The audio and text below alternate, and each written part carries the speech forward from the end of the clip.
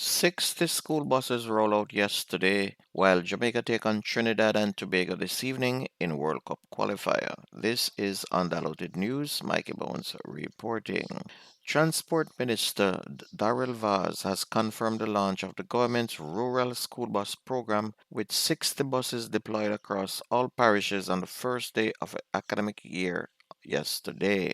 The program, which provides free transportation for students up to the tertiary level on both rural school buses and the Jamaica Urban Transit Company, will be expanded in the coming weeks. Vaz said the government remains committed to introducing an additional 40 buses between September and November, bringing the total fleet to 100 this year.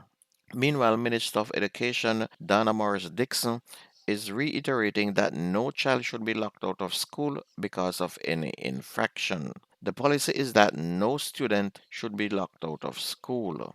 No child should be denied education, the minister told reporters on Monday in response to reports that several students of Calabar High School in St. Andrew had been locked out of the compound earlier in the day as the 2025-26 academic year got underway. When reporters arrived at Calabar about 9:30 a.m., some boys, of whom said that they had been waiting at the gate before 8 a.m., gave various reasons why they had not been admitted on the campus. The reasons include black hair dye, incorrect belt buckles, missing buttons from khaki, tight pants, and incorrect hair length. Dixon said students should be permitted entry to the school, and where there are matters related to possible grooming infraction, these should be discussed and addressed in collaboration with the parents to ensure compliance, she said. Meanwhile, two men have been charged with larceny of a motor vehicle and receiving stolen property after they were caught with a motorcycle that had been reported stolen along Deanery Road in Vineyard Town in June. Their 29-year-old Kafel McBean, a mechanic of Lineral Street, Rollington Town, and 21-year-old Davian Wilson, a laborer of Shooters Hill Road in Bull Bay. Reports are that on Tuesday, June 3rd, about 1:05 p.m., a man parked his motorcycle outside a business establishment while he was conducting a transaction inside. On his returning outside, he noticed the motorcycle was missing and made a report to the police. On Thursday, September 4th, a police patrol team reportedly saw Wilson driving the motorcycle with no registration plate affixed to it. The officers stopped and questioned him, during which he alleged that the motorcycle belonged to McBean. The lawmen then sought and questioned McBean, who reportedly identified the motorcycle to be his. However, further investigations were carried out and the motorcycle was confirmed to have been reported stolen. McBean and Wilson were arrested and later charged.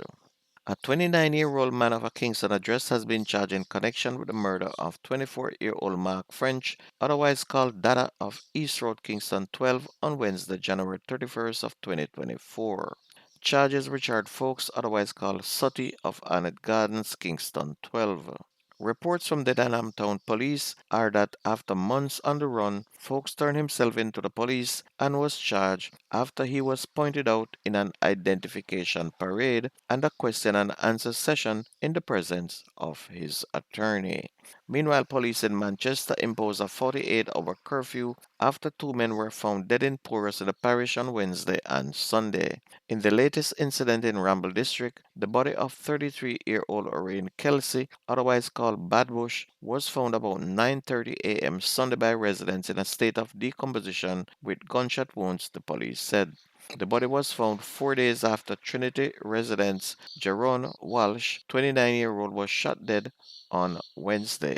A police report said at about 9:42 p.m., residents heard explosions and police were alerted and Walsh's body was seen on a roadway with gunshot wounds to the head. On to sports, Mike Tyson and Floyd Mayweather have reached a deal on a potential exhibition fight in 2026, promoter CSI Sports said on Thursday. No date or location was given for the bout, but CSI said heavyweight grade Tyson and undefeated multi-weight champion Mayweather would meet in spring of 2026. The 59-year-old Tyson built a 50-win, 7 lost his record with 44 knockouts in a career in which he established himself as the most feared heavyweight of his generation. He last appeared in the ring in a lopsided loss to YouTuber turned prize fighter Jake Paul last November in Arlington, Texas. Tyson barely landed a punch in that 8 round bout, which was nevertheless watched by a live crowd of about 70,000 spectators, with an estimated millions more tuning in around the world. Former world champion Mayweather, who is 48 years old, retired from boxing in 2017, unbeaten in 50 bouts as he won world titles in 5 weight divisions. But he has continued to appear in exhibitions, including a victory over John Gotti III in Mexico in August of 2024. And these are just two washed up fighters who should be watching the sports, not taking part in any more boxing at all. On to football, Jamaica and Trinidad clash this evening in the CONCACAF World Cup qualifier. Jamaica, who lead the group with 3 points after a 4-0 mauling of Bermuda, should find it a little tougher with Trinidad. But playing at home, Jamaica will have home crowd backings and knows that with this win, they will be assured of being one step closer to topping the zone, as the zone winner will qualify for the World Cup. It is a home and away games, so these two will play again in Trinidad when they next meet. So Jamaica will have to win at home, as anything can happen in the return games. Curacao, meanwhile, who drew 0-0 with Trinidad, will face Bermuda at 7 p.m. And the game this evening in Jamaica is slated for 8 p.m. Premier League, Arnett Gardens beat Harborview 5-2.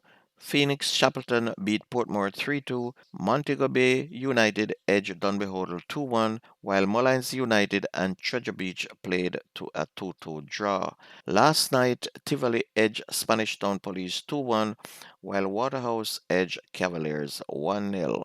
And in Dacosta Cup reports on Saturday, Garvey Maceo beat Fogo Road 3-0. Irwin beat Herbert Morrison 2-1. Malden were 3-2 winners over St. James High. Cornwall College put a 6-0 beating on Green Pond. Magati were 2-0 winners over Newell.